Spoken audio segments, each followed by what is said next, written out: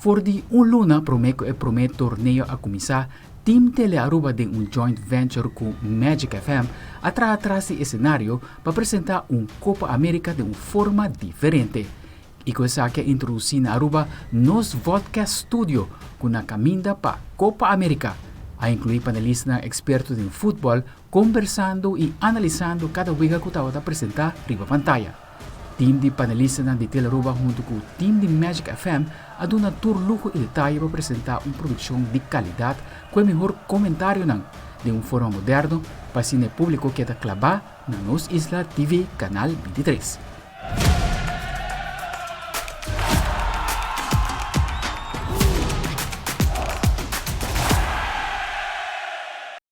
Voor de dia 20 de julho, que dá início na partido, Team Telearuba e Magic FM trabalha incansavelmente, Team viaja transmitindo 2 vezes por dia, até que o dia de final, já domingo, 4 de julho, caminha com retraso, não aparece Team no estúdio para que informar o público o que estava passando com o retraso.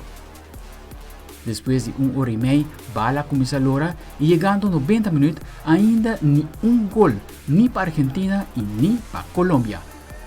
Até em extra tempo, Argentina escora gol e assim titula campeão de Copa América 2024.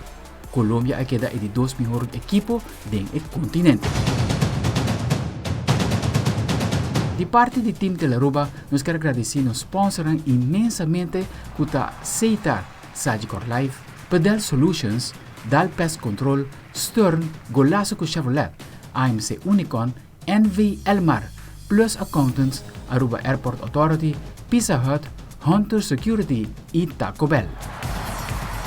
Como também na Magic FM, Erin Cruz, para partner clave junto com o Telearuba em Copa América 2024 e sem dúvida, nos panelistas Carmichael Baker, Gadochi Koch, Reinbert Baker, Jonathan Lake, Ricky Deleca, Gilmar Cruz, Devin De Veer e Ariane Westerburger.